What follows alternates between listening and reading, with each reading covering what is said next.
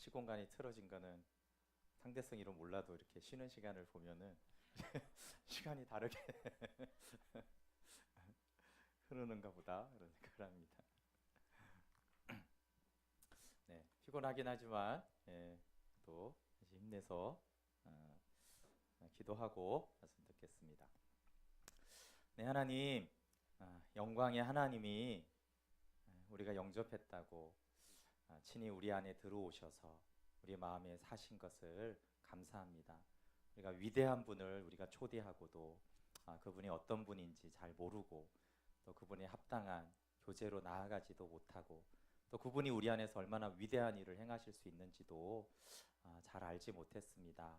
성령님, 모든 것을 가르치시고 진리로 인도하시는 성령님이 우리 안에 계신 예수 그리스도가 어떤 분이시고 우리가 그분과 어떻게 교제해야 하며 그분이 어떻게 세상을 이겨 나로 하여금 믿음으로 이 세상을 살아가게 하시는지 가르쳐 주시고 인도해 주시옵소서. 오늘도 계속 말씀 들을 때 들을 귀를 주시고 육체적인 강건함을 주시고 하나님의 말씀에 아멘할 수 있는 겸손한 마음 주십시오. 예수님의 이름으로 기도드립니다. 아멘.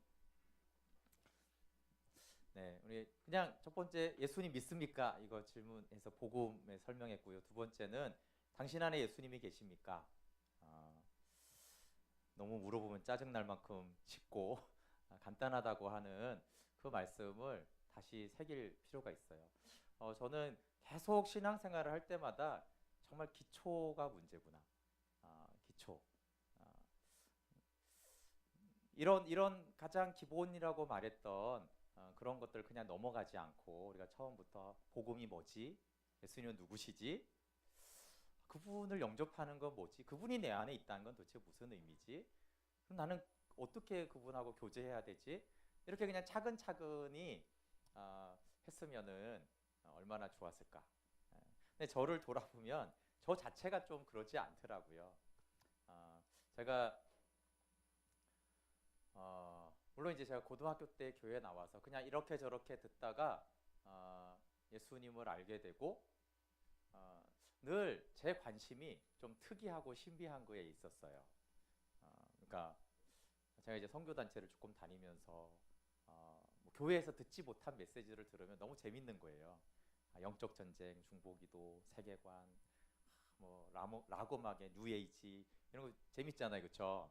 실제로 그런 영적인 세계가 있고 그런데 이제 하나님께 뒤통수 한 대 때린 거는 너 뭐 하고 있냐라는 거였어요. 그래서 복음 없이 십자가 없이 그런 다 그런 세계가 있습니다. 근데 그런 걸 알고 흥미를 가지고 배우고 하는 것이 아까 말한 삼풍백화점처럼 기초 없이 막 쌓아 올리는 거예요. 그런 것들은 남들한테 말하기도 좋고 이목도 끌고 내가 알기도 재밌고 흥미롭고 그렇습니다. 그런데 복음 없이 그런 것들을 하는 것들이 결국은 다 사단의 밥이 됩니다. 영적 세계는 리얼해요. 사단은 절대 예수 그리스도 외에 아무것도 무서워하지 않아요. 어떤 영적 지식이 있고 뭐 중보기도, 세계관, 뉴에이지 다 알아도요. 사단은 하나도 안 무서워해요. 오직 십자가와 예수 그리스도만 무서워해요. 그러니까 나머지는 다 지는 거예요. 그러니까 고린도 교회가 엄청난 은사가 있었잖아요. 다 사단에게 먹혔잖아요. 방언하고 통역하고 치유하 뭐해요? 예언하면 뭐합니까? 다 사단에게 잡혀 먹혔는데 음란하고 싸우고 미워하고 교회 망가졌는데요. 그래서 하나님 저에게 알려주신 것도 그렇고 성경을 보면은 바울이 처음 전한 그 복음, 처음 전한 그 예수 그리스도 그게 잘못되고 고린도 교회가 그거 안다고 치고 이제 예수님 믿었고 내 안에 거하고 기도하니까 은사 받고 막 능력 나타나고 그러니까 이제 잘 가는 줄 알았죠. 쫄딱 망했잖아요, 그렇죠? 책망 엄청 받고 사실 바울이 화나서 쓴 겁니다. 고린도전서는 뭐 하는 거냐고 지금 니네들 제자들한테 그렇게 혼내는 거예요. 그러니까 막 우리가 그냥 복음의 터가 견고하지 않고 내 안에 계신 그리스도도 잘 모르고 그냥 막 신앙생활하고 열심히 해가지고 봉사도 하고 막 은사도 받고 열심히 하면요 난장판 되고 하나님 우리 혼나는 거예요. 바울이 하나님 대신해서 혼나는 거잖아요. 그죠? 화내면서 네 무슨 짓 하고 있는 거냐 지금. 그래서 은사 받아서 어쨌다고, 예언해서 어쨌다고. 그래서 그렇게 말씀하는 거예요. 그래서 내 몸을 그리스도를 나누었느냐? 예수님을 찢었다는 거예요. 엄청난 죄를 지었다는 거예요. 그런 일들이 성경에도 있고 그건 지금도 계속 반복되는 일들이에요. 우리도 그렇고 한국 교회가 문제 있다? 문제는 다른 데 없어요. 사실은 복음을 몰라서 그래요. 정말 그냥 오늘 아까 한 거 하나, 내 안에 계신 예수 그리스도만 알면 이렇게 되지 않아요. 우리도 한국 교회도 그리스도인의 삶이 그렇게 되지 않아요. 내 안에 계신 분이 하나님이시잖아요. 창조주잖아요. 그분이 거룩하시잖아요. 그분이 내 안에 오셨잖아요. 그리고 그것만 이렇게 우리가 알고 그게 맞게 한다면 그건 사실은 거의 신앙적인 문제 대부분 없어집니다. 막 능력 없어도요 거의 문제 없어져요. 예, 권능 안 나타나도 돼요. 사실 내 안에 계신 비밀의 영광만 알면, 그 영광의 소망만 알면 이 세상을 사는데 우리가 두려워하지 않아도 되는 믿음이 있습니다. 그래서 내 안에 계신 예수님의 크심을 알고 나의 작음을 알면, 찬양 가사예요. 내 안에 계신 예수님이 얼마나 크신지, 그거 사실 나는 얼마나 작은지를 알면 돼요. 근데 우리 거꾸로 알아요. 내 안에 계신 예수님을 너무 작은 분으로 알고 있고 나를 큰 어떤 존재로 자꾸 생각하기 때문에 이제 신앙이 어긋나기 시작하는 것이죠. 그래서 내 안에 계신 예수 그리스도, 그것이 이제 내 마음 그리스도의 집, 그 책이 어떻게 교제해야 되는가, 교제하지 않을 때 어떤 문제가 영적으로 생기는가를 잘 소개하고요. 또 그런 같은 관점으로 쓴 책 중에 하나가 예수님이라면 어떻게 할 것인가라는 고전의 책이 있어요. 그러니까 그것도 같은 말인데, 예수님이라면 어떻게 할 것인가라는 말은 내 안에 예수님이 계시면 내 안에 계신 예수님은 어떻게 할 것인가? 그럼 그분이 주이니까 그대로 하면 되겠지. 그걸 이제 쓴 책이 이제 예수님이라면 어떻게 할 것인가요. 그러니까 그런 책들은 다 어떤 거냐면 내 안에 계신 예수 그리스도에 대한 책이에요. 내 안에 계신 예수 그리스도를 가지고 생각하고 신앙생활에 우리가 바뀔 게 너무 많다라는 얘기를 하는 것이고, 그 예수님이라면 어떻게 할 것인가를 생각해서 그 하나하나 실천하는 내용이 이제 그 책의 내용이면서, 그러면서 한 교회가 바뀌는 얘기를 하는 거거든요. 개인뿐만 아니라 그 가정이나 한 교회가 바뀌는 얘기를 이제 거기서 하는 거예요. 그러니까 내 안에 계신 예수님을 의식하고 그분이 하는 대로 내가 했을 때 우리 삶에 놀라운 변화가 나타난다라는 것을 하고 있어요. 근데 제가 그 책을 말하려는 게 아니고요.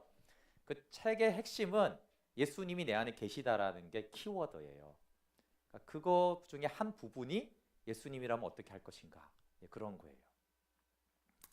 네, 그러니까 예수님 내 안에 계십니다. 이걸 그냥 대충 넘어가면 안 되고요. 하나님, 저 여기서부터 저를 알려주십시오.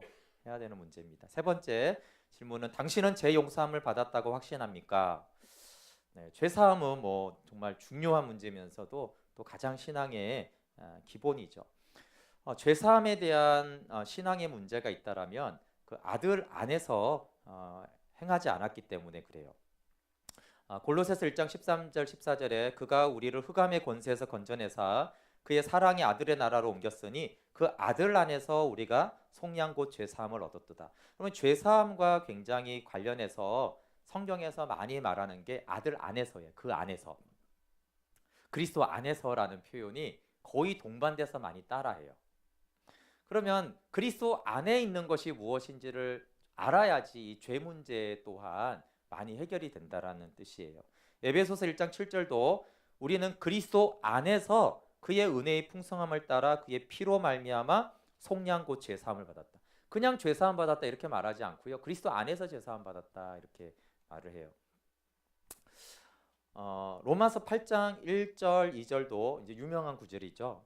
58페이지 말씀 있습니다. 그러므로 이제 그리스도 예수 안에 있는 자에게는 결코 정죄함이 없나니 이는 그리스도 예수 안에 있는 생명의 성령의 법이 죄와 사망의 법에서 너를 해방하였습니다. 이 바울이요, 너희들은 예수 믿으니까 정죄함 없어. 너희들은 하나님께서 생명의 성령의 법 이렇게 말하지 않아요. 여기 보시면 그리스도 예수 안에 있는 자에게 결코 정죄함이 없어요. 그러니까 무슨 말이냐면 정죄함이 없어 그래서 없는 게 아니고요. 예수 그리스도 안에 있기 때문에 자동적으로 정죄함이 없어진다라는 말을 하는 거예요. 그리고 그 이유 중에 하나는 예수 안에 생명의 성령의 법이 적용되고 운행된다는 거예요. 예수 안에는 생명의 성령의 법이 적용되기 때문에 정죄를 당하지 않는다라는 거예요. 그래서 예수 안에 정죄가 없습니다.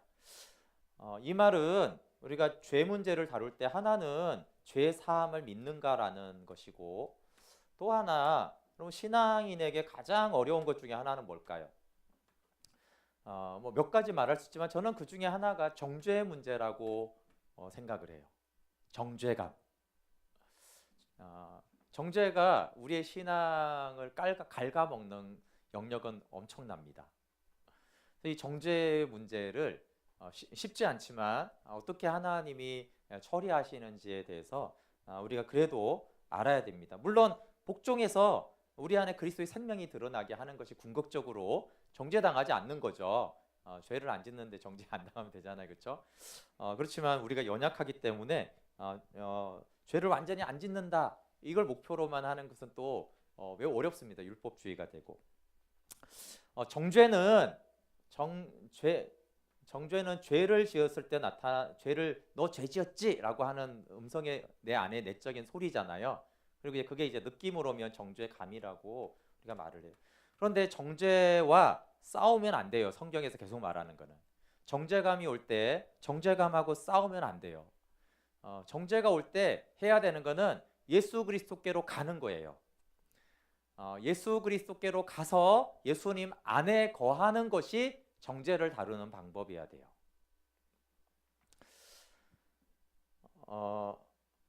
보혈과 생명의 성령의 법이 우리 가운데 역사할 때 정죄가 사라지거든요. 그리고 우리를 죄짓게 했던 죄의 세력도 사라져요. 그런데 우리가 정죄랑 자꾸 싸우게 되어지면 더 깊은 정죄로 들어가게 돼요. 여러분, 사단이 당연히 정죄감을 줍니다. 근데 사단이 정죄감을 주는 목적이 있어요. 정죄감을 주는 목적은 하나님께로 갈 수 없게 하려고 하는 거예요. 예수님으로부터 멀어지게 하는 거예요. 뭐 그런 일은 수시로 나타납니다. 뭐 오늘은 이제 예배를 드리고 셀 모임을 했기 때문에 그런 현상이 좀 적을 수 있지만요. 이렇게 주중에 이렇게 딱 끊어서 이제 이런 말씀 시간을 갖잖아요. 그러면 이제 전날에 사건이 터지죠. 그리고 죄를 지어요. 그러면 사단이 이런 내적인 음성을 줍니다. 야, 네가 이런 죄를 짓고도 또 말씀을 들으러 간다고? 가증한 것 같으니라고. 양심도 없냐? 야, 너 같은 게 그렇게 성경을 공부한다고 안다고 하면 그거 외식하는 거지. 그냥 조용히 집에나 있어. 이런 말을 계속 하죠. 그러면 이제 막 화내고 죄 짓고 나서 마음이 이렇게 다운될 때, 그런 내적인 음성이 들릴 때, 그렇지, 이런 생각이 이제 드는 거예요. 그래서 이제 다음 날 이제 교회 말씀 들으러 와야 되는데 정죄감 때문에 안 가는 거예요. 안 가는데 이제 시계를 보니까 말씀 잔치를 시작할 시간이 됐잖아요. 그럼 거기를 안 간 자신을 또 정죄해요, 사단이. 그봐, 너는 이렇게 잘 무너진다니까? 너는 약속을 해놓고 안 가잖아. 무슨 사건이 있는 것도 아닌데. 그리고 너 핑계 댔지? 너 뭐 기분이 안 좋아서 못 간다고 말하기 어려우니까 누구 만난다고 하고 뭐 상났다고 그러고 거짓말하고 안 갔지? 너는 진짜 안 되는 애야. 이렇게 이제 그 말씀이 이제 증거되는 그 시간의 시계를 보면서 또 막 사단이 정죄를 합니다. 그러면 이제 기분이 매우 나빠지고 게으러져요. 그러면 이제 TV를 보거나 인터넷을 하거나 술 마시는 사람은 술을 꺼내게 돼요. 기분이 안 좋기 때문에 그래요. 그래서 이제 그런 걸 하게 되죠. 그러면 또 어떻게 돼요? A씨 기분도 나쁘고 성경 공부도 안 가고 기분도 이런데, 그럼 또 죄지어요.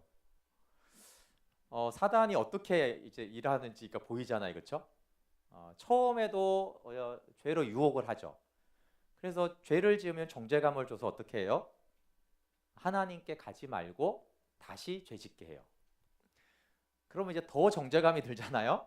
그러면 너 같은 거는 거룩한 하나님께 나아가면 안 되니까 양심적으로 있어라고 하면서 정죄감을 주면 또 죄에 빠집니다. 그래서 이런 사설에 깊이 들어가면 계속 죄가 반복이 되고 정죄감은 날로 커지고 정죄감이 날로 커질수록 하나님께 나갈 마음이 없어지고 나가려고 하면 마음이 부담이 엄청 되는 거예요. 그렇게 이제 사단이 정죄감을 통해서 하나님과 우리를 분리시켜요. 그러면 가장 좋은 건 뭘까요? 가장 좋은 건 아까 죄를 안 짓는 거고, 두 번째 좋은 건 뭘까요? 처음 죄 지었을 때 정죄감이 왔을 때 어떻게 해요? 십자가로 나아가는 거예요. 그랬으면 계속 이 굴레 속으로 안 들어가는데 양심적이라고 생각을 하는 것 때문에 오히려 더 죄 짓고 더 정죄감이 들고 우울해지고 그렇게 돼요. 그래서 이건 뻔뻔한 게 아니고요. 꼭 죄가 있으면 십자가로 가야 돼요. 그게 하나님의 말씀이고, 사단은 죄가 있는 자는 거룩하신 하나님께 가면 안 된다고, 하나님은 죄 있는 자는 내게 오라는 거예요. 그럼 수고하고 무거운 짐진 자 있는 자도 내게로 와야 되고요. 죄 있는 자는 어떻게 해야 돼요? 우리가 죄인 되었을 때, 그래서 바로 우리가 죄인 되었을 때 하나님이 우리를 사랑해서 독생자를 십자가에 내어줬다. 그러니까 죄인을 하나님 어떻게 돼요? 발로 차는 게 아니고요. 죄인을 찾아오신다라는 거예요. 근데 사단은 어떻게 자꾸 말해요? 죄인을 하나님은 배척하시지. 하나님 죄인을 싫어해. 하나님 죄는 싫어하지만 그렇죠. 죄인을 싫어하는 게 아니에요. 그 가장 대표적인 예가 우리가 잘 아는 탕자의 비유에, 그렇죠? 탕자가 어떻게 돌아옵니까? 탕자가 일단 죄를 지었어요. 그렇죠? 아버지 재산 가지고 불효하고 상처 주고 떠나가서 허랑방탕했어. 일단 죄 지었어요. 그렇죠? 근데 어떻게 성경은 말을 하죠? 이 탕자가 어떻게 회복이 돼요? 탕자가 한번 죄 지었으니까 개선을 하고 다시 재산을 찾고 옷도 입고 좀 아버지께 유서 받은 것 좀 해서 다시 돌려줄 것도 챙겨서, 그래서 면목이 설 때, 양심에 그런 게 없을 때 아버지께 가는 걸 말하지 않잖아요. 그게 불가능하기 때문이고 이미 사단에게 걸려들었기 때문에 계속 버티면 버틸수록 어떻게 돼요? 돼지치고 돼지 지엄 열매 없고 그런 식으로 되지 돌아갈 수 없어요, 하나님께. 그래서 성경이 말하는 건 뭐예요? 하나님은 지엄 열매 먹고 돼지 냄새 나는 그대로, 죄인이 모습 그대로 오라는 거예요. 죄인이 와야 돼요. 그래서 예수님은 세리와 죄인의 친구라는 별명을 얻었어요. 왜 그래요? 그 사실 수치스러운 별명이거든요. 근데 죄인을 배역하지 않고 죄인에게 오라 하시는 분이라는 거를 우리에게 알려주시려고 그런 별명도 가지셨고 탕자의 비유도 하셨고, 성경에 계속적으로 하는 말씀은, 물론 첫 번째는 너희가 거룩하니 내가 그러고 거룩하라는 거룩에 대한 명령이에요. 그러나 넘어져서 죄가 돼 있으면 죄인은 내게 오라는 거예요. 탕자 그대로 와라. 냄새나는 옷 입고 그대로 와라. 그게 이제 하나님이 강력하게 하는 말씀이에요. 그러니까 사단은 합리적이고 양심을 많이 사용합니다. 양심은 하나님의 유익한 것이지만 때로 사단이 이런 걸 많이 써요. 합리적이고 논리적이고 양심적인 거. 그거 맞잖아요. 하나님께 약속해 놓고 죄 지어 놓고 하니까 가서 이렇게 은혜 받는 게 좀 뻔뻔하잖아요. 그렇죠? 그런 심리를 사단이 이용을 해요. 그래서 너는 탕자니까 너는 하나님께 나가면 안 되지. 탕자니까 돼지나 쳐. 이렇게 말을 해요. 그럼 말이 맞아 안 맞아요? 맞잖아요. 탕자가 돼지 치는 게 맞지 아버지께 돌아오는 게 어디 맞아요? 안 맞잖아요. 근데 십자가가 그 안 맞는 얘기를 하는 거예요. 십자가는 안 맞아요. 죄인된 우리를 위해서 거룩한 분이 죽으셨고 예수님이 죽으셔서 우리의 죄를 다 안 맞는 얘기예요. 그래서 죄인을 사하시고 죄인을 초대하셔서 그 죄인과 함께 죽으시고 부활하신 안 맞는 얘기예요. 그래서 진리는 우리의 상식과 우리의 양심보다 위에 있어요. 그래서 진리로 나와야 되는 것이 죄사함의 문제를 다루는 거예요.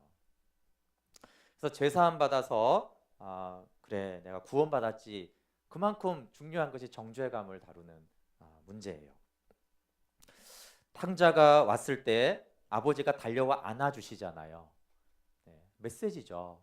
정죄감 그 탕자는 정죄감에 깊이 쪄든 아주 대표적인 사람인 거예요. 깊이 정죄감이 있죠. 그런데 안아주잖아, 달려와서. 그게 말하는 바는 뭐겠어요? 정죄감이 있을 때 내게 와. 그러면 하나님은 달려와 안아주시죠. 우리는 죄를 처리하고 하나님께 나갈 수 없는 존재예요. 존재적인 타락이죠. 그래서 사단이 이 죄를 정리하고 하나님께 가라는 말은 틀린 거예요. 우리는 죄인의 모습 그대로 하나님께 나아가야 되는 존재. 하나님께 나아가야지 그 죄가 끊기는 존재지, 내가 죄를 정리하고 끊고 개선하고 나아가겠다는 것은 사단의 말이에요. 정죄하는 것이죠. 예수님이 죄와 싸워주세요. 죄 문제는 처음에도 예수님이 해결하셨죠? 그렇죠? 우리가 거듭날 때. 그러면 거듭난 이후의 죄는 어떻게 하냐면요, 그것도 예수님이 싸워주셔야 돼요. 예수님이 씻어주셔야 되고. 그래서 예수님께로 가면 예수님이 씻어주시고 어떻게 해요? 나를 새롭게 하셔서 나로 하여금 내게 있는 그 죄를 예수님이 떨어내는 거예요. 그래서 예수님께 가야 돼요. 예수님이 내 죄를 떨어내서 나를 그 죄로부터 자유케 하고 그 죄를 짓지 않게 하는 것이에요. 그래서 처음 제사함도 예수님으로 받았고 또 지은 죄도 예수님으로부터 그걸 벗어날 수가 있어요. 그래서 우리는 철저히 은혜로만 죄로부터 자유케 돼요. 정죄도 똑같이 다뤄야 돼요.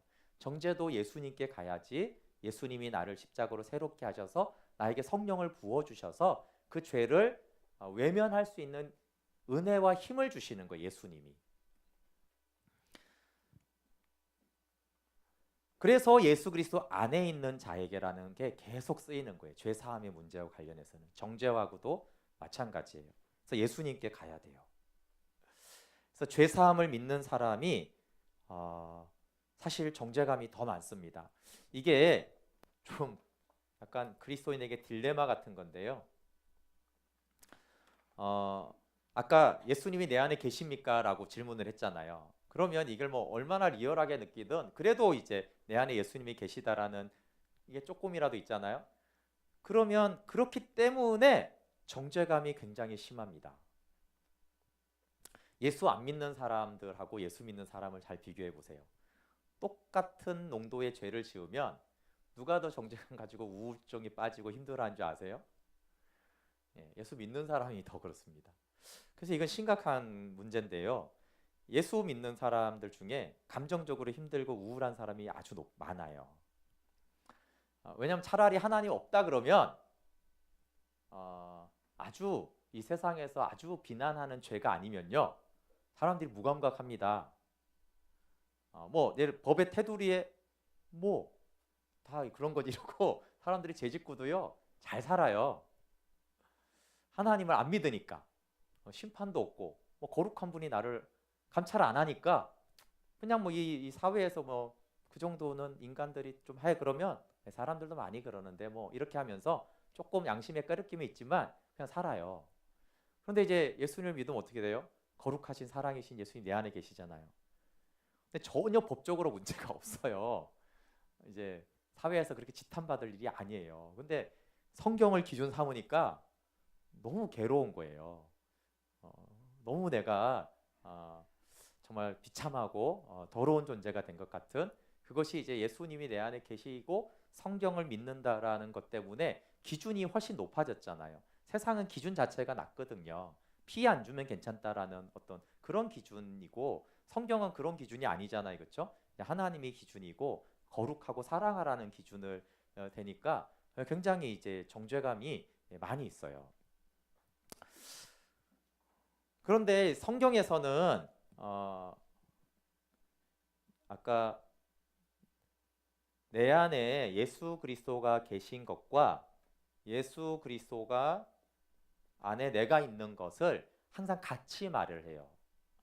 그런데 우리나라의 아까 신앙은 이 부분이 강해요.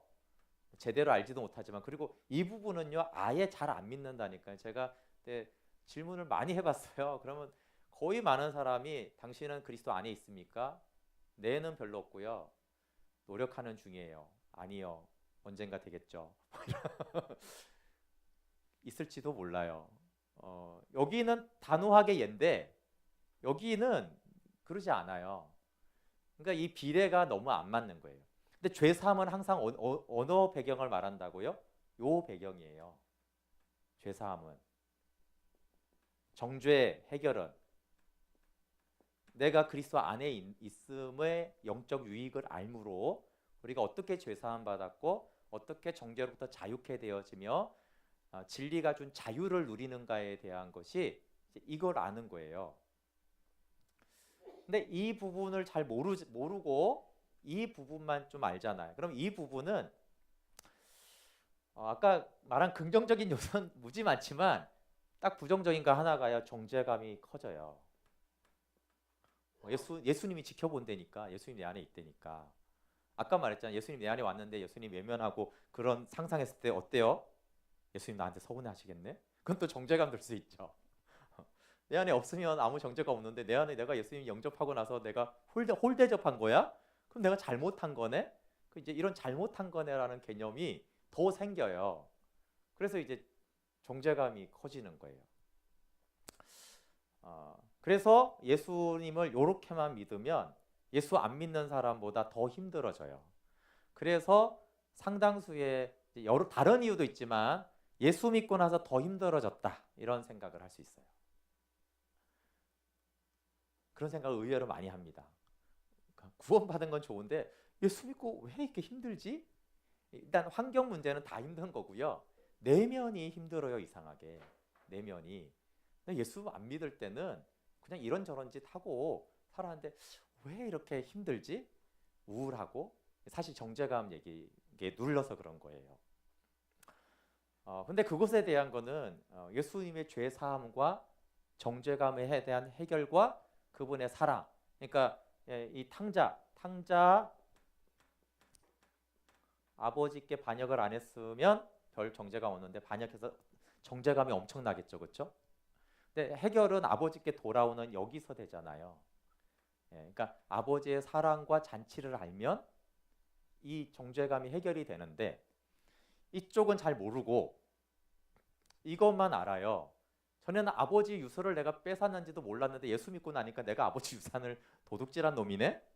이렇게 되니까 정죄감이 더 심한 건데 그런 도둑질한 나를 아버지가 어떻게 사랑하시고 내 죄를 덮어주시고 사해주시고 오히려 사해주는 정도가 아니라 잔치로 아들의 권세를 회복시켜준 그러니까 이 영역이 같이 알아지면 은혜가 되는 것인데 이 영역을 잘 모른 채 여기까지만 알게 되어지면 더 어려워요.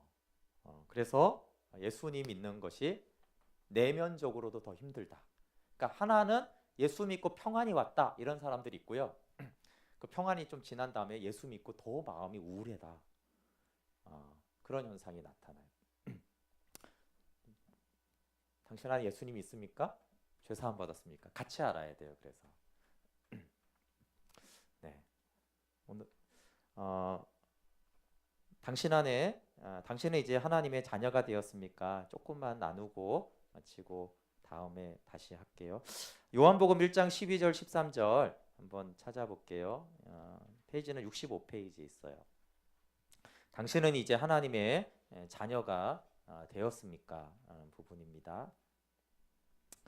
1장 12절 13절 읽어볼게요. 시작. 영접하는 자 곧 그 이름을 믿는 자들에게는 하나님의 자녀가 되는 권세를 주셨으니 이는 혈통으로나 육적으로나 사람의 뜻으로 나지 아니하고 오직 하나님께로부터 난 자들이니라. 아멘. 네, 여기는 이제 영접하는 자. 아까 이 너무나 유명한 말씀이어서 이 말씀을 잘 묵상을 안 할 수 있어요. 근데 이제 영접하는 것이 무엇인지는 지난주에 말을 했으니까 그 부분은 넘어가고요. 여기 두 가지 내용이 있는데 영접하는 자는 하나님의 자녀가 되죠. 예수님을 영접한 자는. 또 하나는 하나님의 자녀는 권세라고 말하고 있어요. 그래서 하나님의 생명과 권세를 가진 어마어마한 존재가 하나님의 자녀입니다.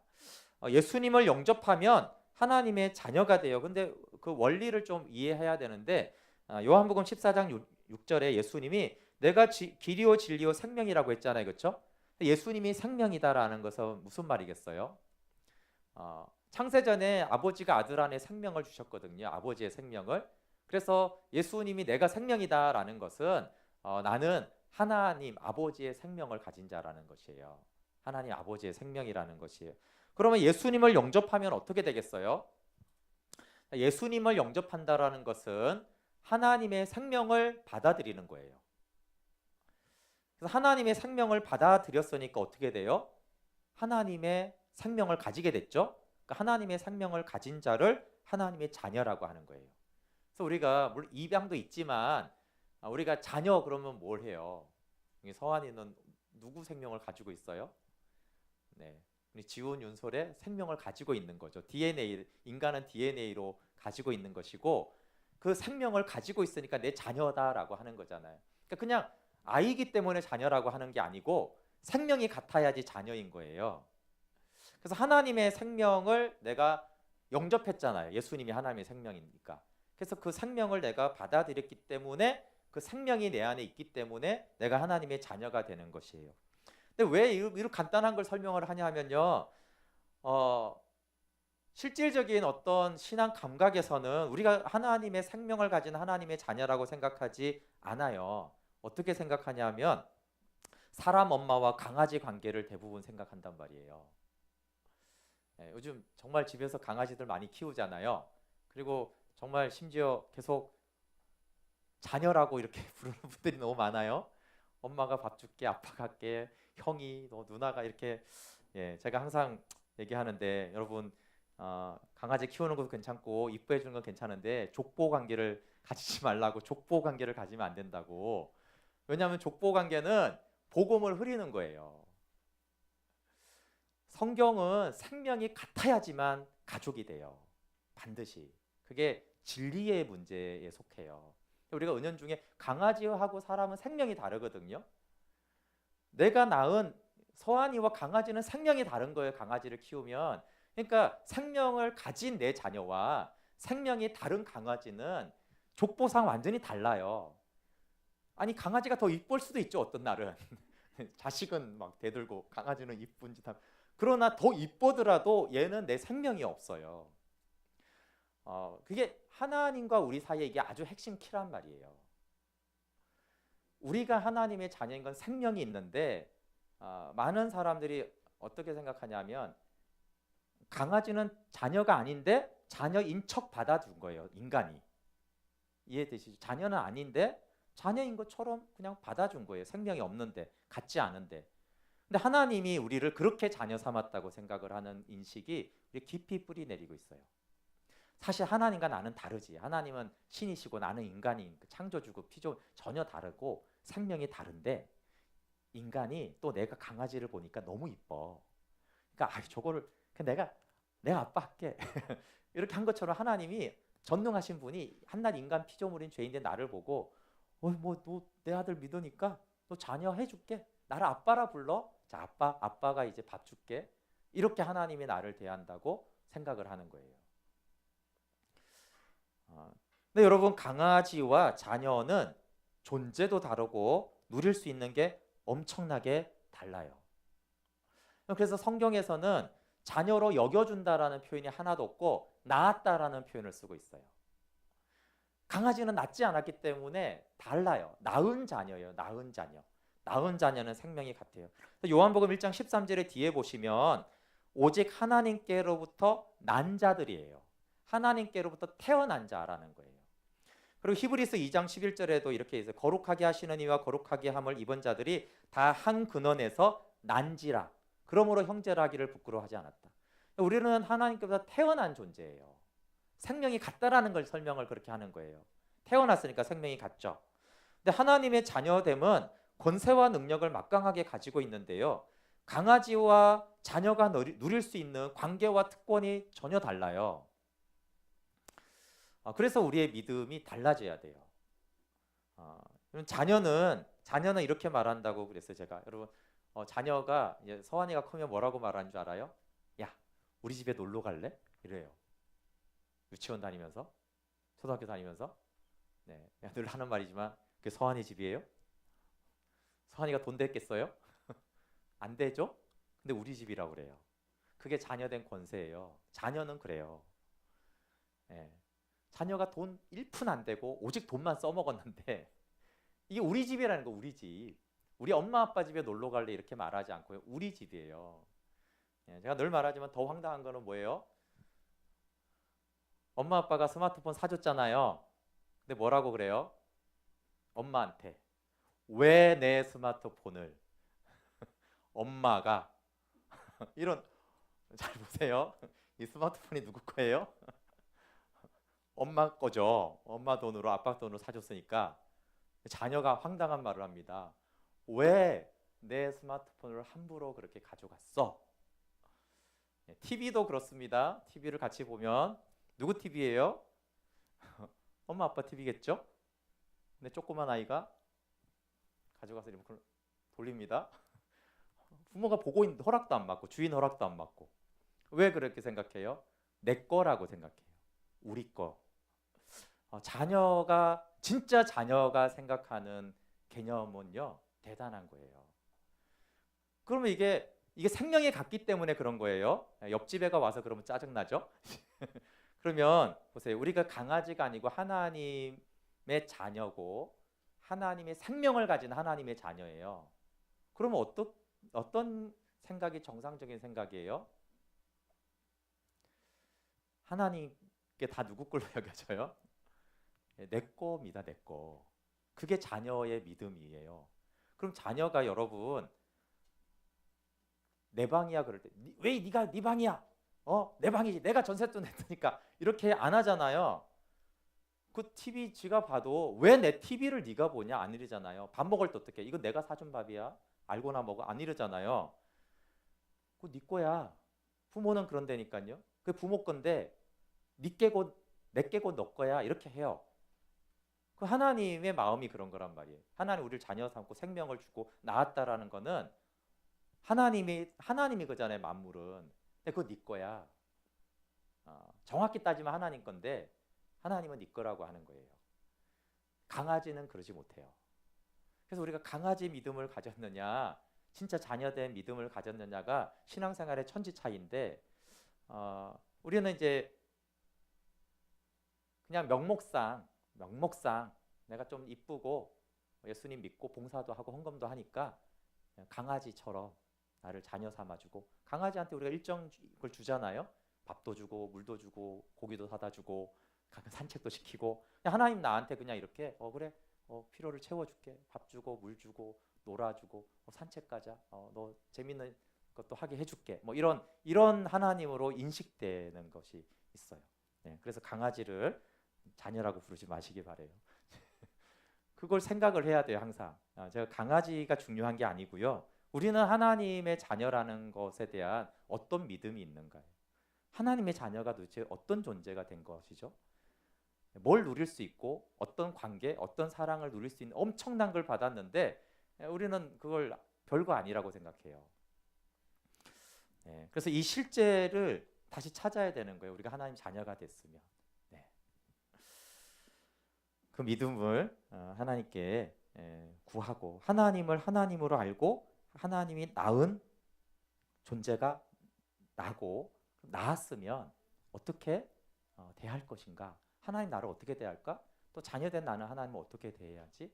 이런 사실 신앙의 많은 영역들이 자동적으로 이렇게 풀리기 때문에 이 부분이 자녀입니까? 당연히 자녀지. 그렇게 넘어갈 게 아니고요. 아주 중요한 부분입니다. 네, 제가 기도하고 속으로